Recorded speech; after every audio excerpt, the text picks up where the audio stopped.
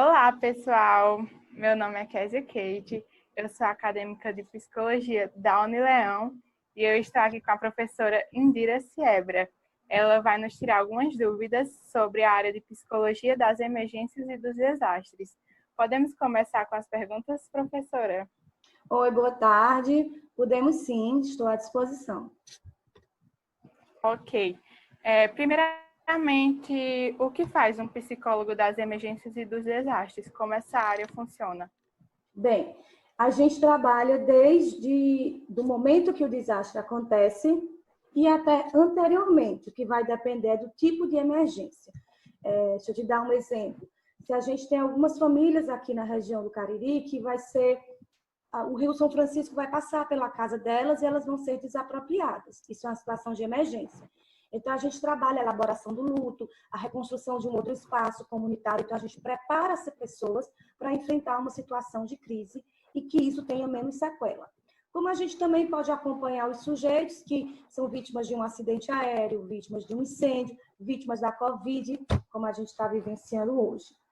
Então, são atendimentos que a ideia é que naquele momento emergencial, a gente consiga acolher e esse sujeito não desenvolvam outros transtornos, ansiedade, essas coisas mais à frente. Certo. E como ele está se encaixando agora nessa pandemia?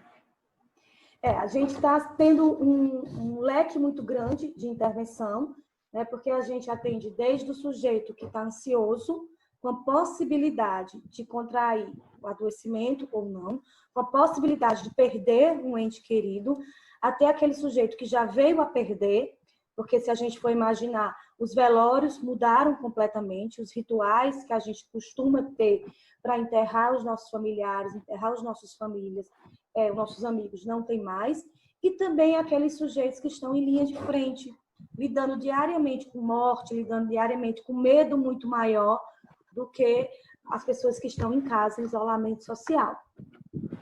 Entendi. E qual é o percurso de formação para um acadêmico que deseja seguir essa área? A gente tem especializações, né? Formações, que a nossa grande referência é do lado de Santa Catarina, que tem uma vasta experiência em intervenções em situações de crise, pelas próprias situações de emergência e desastres naturais que acontecem muito lá. Ah, entendi. E as formas de ingresso? Olha, aqui na nossa região, a gente ainda não tem, por exemplo, psicólogos na defesa civil. Não é uma área muito conhecida, né? Aqui na nossa região. Tá? Em Sim. Recife, em algumas outras capitais do Nordeste, nós já temos. Então, o psicólogo está lá planejando, junto com os outros profissionais, engenheiros, médicos, a situação de contingência, o plano para uma determinada emergência. Aqui, o que acontece é que, numa situação crítica, psicólogos que estão alocados em outros equipamentos, eles acabam assumindo essa função. E a gente vê que não é feito da forma como deveria ser. Porque atender uma pessoa sem estar em situação de crise é totalmente diferente do que atender uma pessoa em psicoterapia ou em outra situação. Exatamente. E qual o método de abordagem que tu sugere aplicar nessa área? Na realidade, a gente não sugere, porque ele já vem, né, sendo estudado. A gente tem várias abordagens. Né? A gente tem, se a gente vai trabalhar com equipe, com um grupo de pessoas que ainda não sofreram um acidente, mas que estão em situação de crise e de risco, né? Por exemplo, as pessoas que vão mudar de ambiente, a violência social, a gente trabalha com grupos onde a gente vai trabalhar com esses sujeitos, que eles se percebam na situação de risco que eles estão, e eles, junto com a psicologia e com outros profissionais, eles consigam pensar e encontrar estratégias para sair daquele lugar. Quando a gente está numa situação de crise, né, a gente tem, por exemplo, um ônibus capotou, um incêndio pegou, a pessoa liga para você de um hospital porque está tentando se matar, a gente tem os primeiros socorros psicológicos, né, que aí nós temos formação nessa área. Os primeiros socorros psicológicos, eles são bastante parecidos, se a gente puder fazer uma analogia, com os primeiros socorros médicos. Como assim, Dida? Não é só o psicólogo que pode fazer. Tá?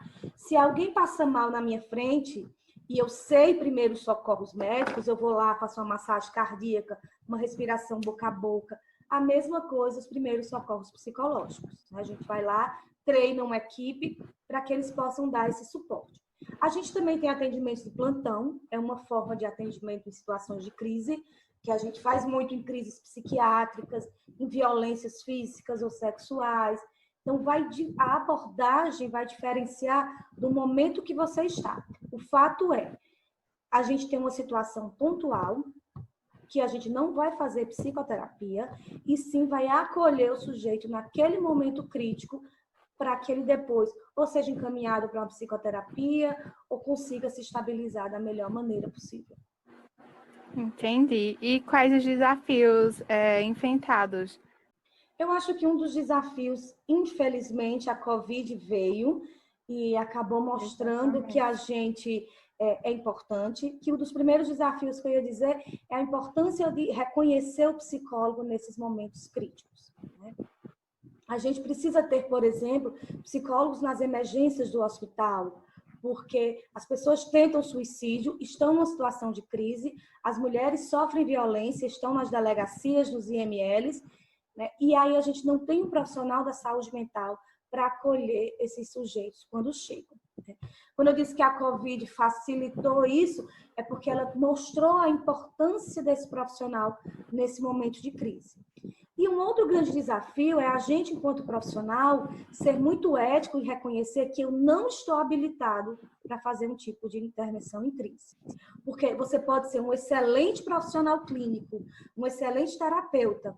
Isso não significa que você está habilitado para atender situações de crise.